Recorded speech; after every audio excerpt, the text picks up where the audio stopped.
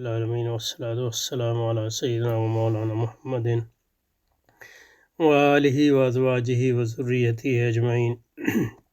اللهم أرنا الحق حقا وارزقنا اتباعه وأرنا الباطل باطلا وارزقنا اجتنابه. اللهم رب زدنا علما. اللهم أرنا حقائق الأشياء كما هي. اللهم أرنا حقائق الأشياء كما هي. Okay. It is clear, so we are here.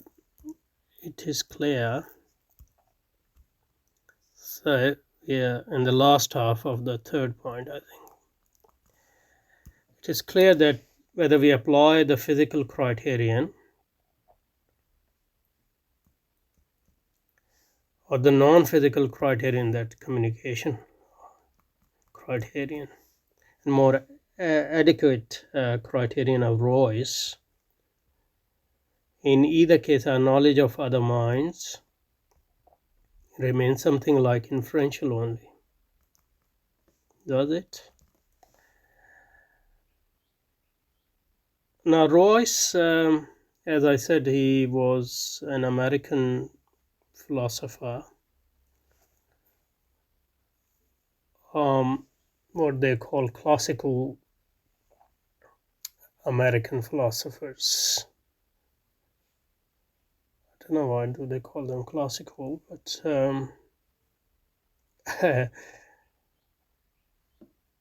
I guess because they are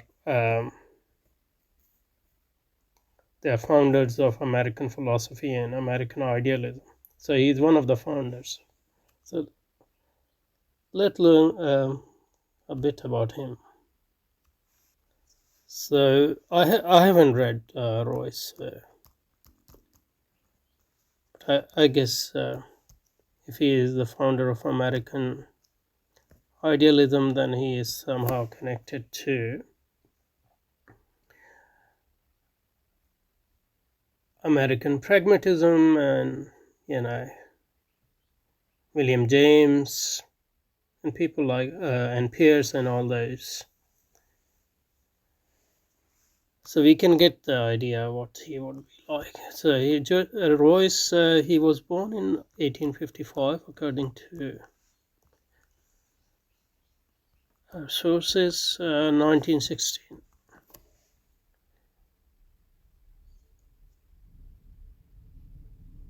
So he is objective idealist philosopher. So a version of Hegelianism. So it's no surprise that Allama Iqbal is quoting him, because Allama Iqbal, at least in this chapter, is a sort of Hegelian as well.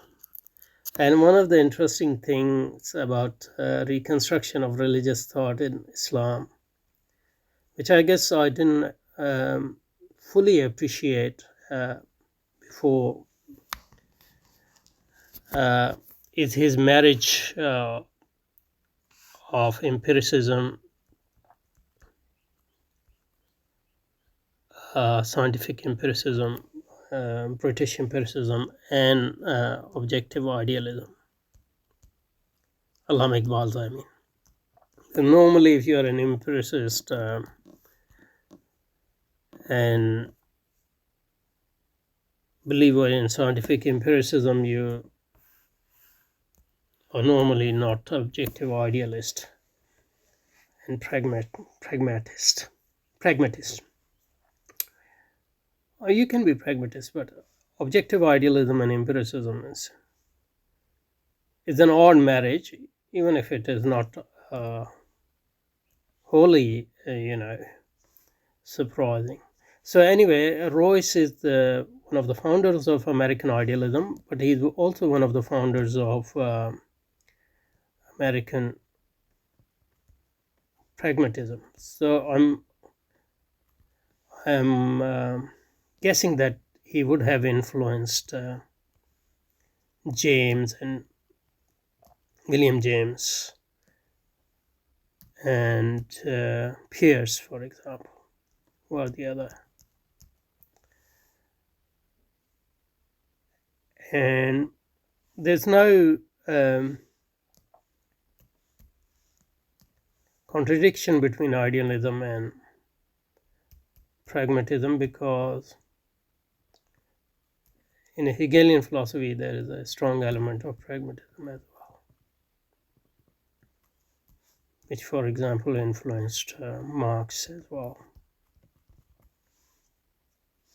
Again, empiricism is like we can say that for example, Marx is a sort of empiricist as well, although his empiricism is not a British empiricism.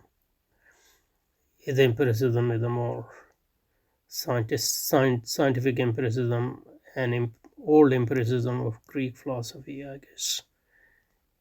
And Marx is also a Hegelian of a sort. So there's no... There isn't a total surprise that Allama Iqbal in Reconstruction is sort of an empiricist, sort of he's marrying empiricism with Hegelianism. Anyway, so and about Royce, another thing, he studied in, I think he studied in Germany. Let me check. So Royce, he was born in 1855 in California, died in 1916 in Cambridge, Massachusetts. Idealist philosopher and teacher whose emphasis on individuality and will rather than intellect strongly influenced 20th century philosophy in the United States. As an engineering student at University of California, Royce encountered the teaching of the geologist, blah, blah, blah. He turned to philosophy. After graduation, after studies in Germany, he returned to study in the United States under the philosopher. For studies in Germany, he returned to study in the United States under the philosophers. So he was influenced by William James and Charles Sanders Peirce at Hopkins University. He taught English for 4 years at university before beginning his teaching career at Harvard, where James found him a position. He was influenced by James and Peirce rather than the other way around. Remained at Harvard the rest of his career, eventually succeeding George Herbert Palmer as an Alfred professor. Still, an absolute idealist and borrowing from the works of Hegel, Royce stretched the unity of human thought. Anyway, that's enough for us, I think. Okay, so it is clear that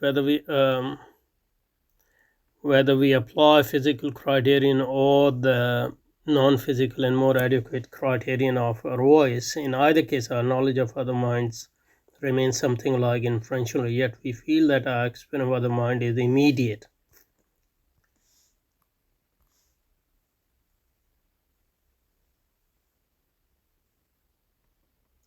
And never entertain any doubt as to the reality of our social experience. I think obviously the philosophical argument is for it is very difficult, but I doubt. A lot of people say that philosophically speaking, our knowledge of other minds is inferential.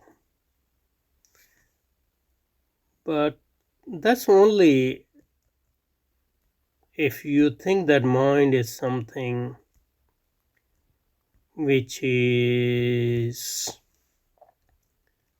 contained in human body, like something is contained in a box, for example, like an apple contained in an apple box, and we can't see inside it.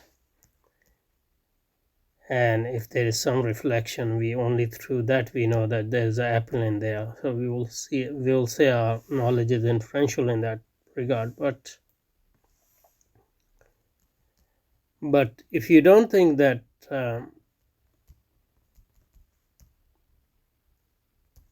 mind is like a ghost in a machine, then, and if you see mind as an embedded and embodied mind, then there's no reason to say that our knowledge of other minds is inferential. And I think there is a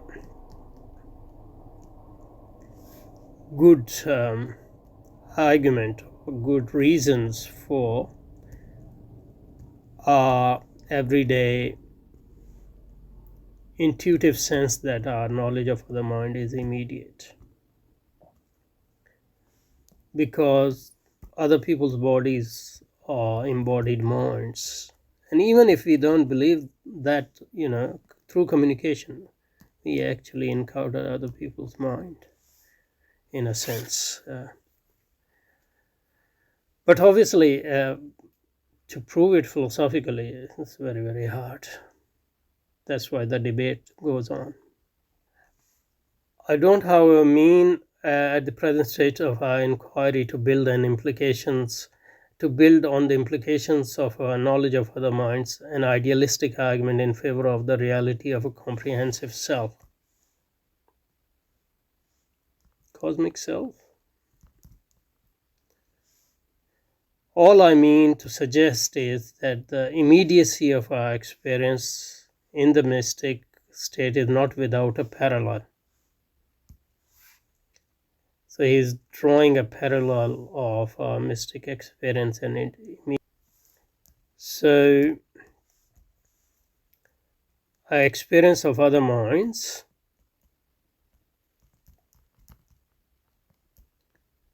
in our social interactions. So what he's saying is knowledge is philosophically speaking inferential, but at the phenomenological level, at the experiential level, we feel that we have immediate access to other mind. Similarly, I think he is implying that our knowledge of the unique self, which we call God, philosophically speaking, that knowledge is inferential through arguments for the existence of God, but phenomenologically speaking, experientially speaking, we have feeling that our knowledge of God is immediate in our interaction with God through prayer, for example, and through meditations, through worship, etc. So he is drawing parallel between our knowledge of other minds and our interaction with other minds and knowledge of this unique mind, so to speak, or unique self, which we call God. Okay, it has some sort of resemblance to our normal experience and probably belongs to the same category. There's a big jump. So our experience of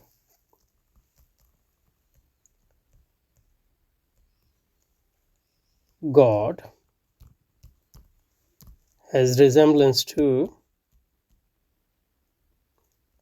other normal experiences like sense perception, etc. So he's saying has some sort of resemblance.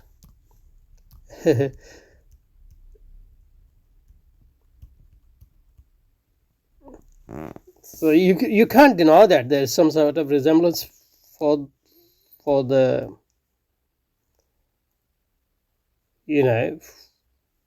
for the reason that they both are experiences, so there would be resemblance.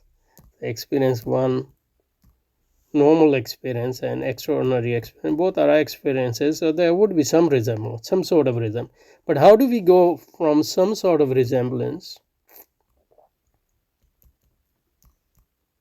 to probably belongs to the same category?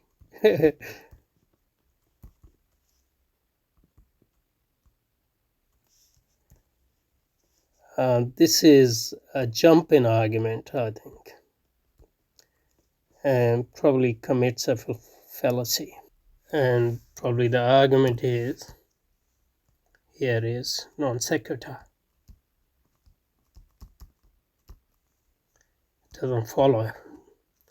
The conclusion doesn't follow from the premises. Because how do we go from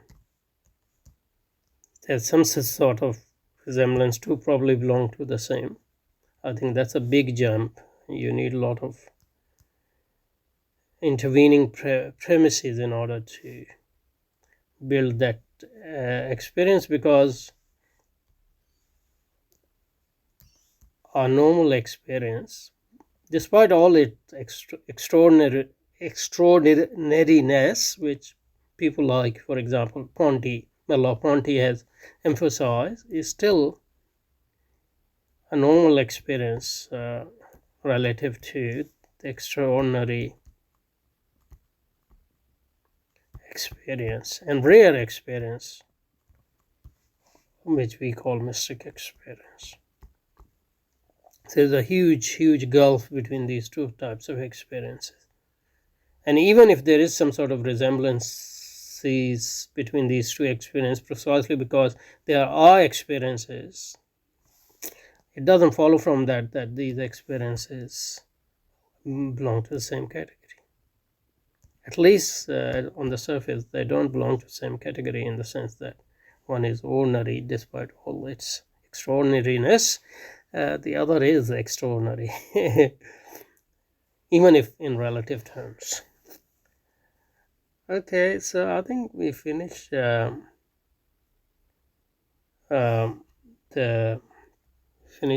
third point here. So next time, inshallah, we'll start from the fourth point. Okay,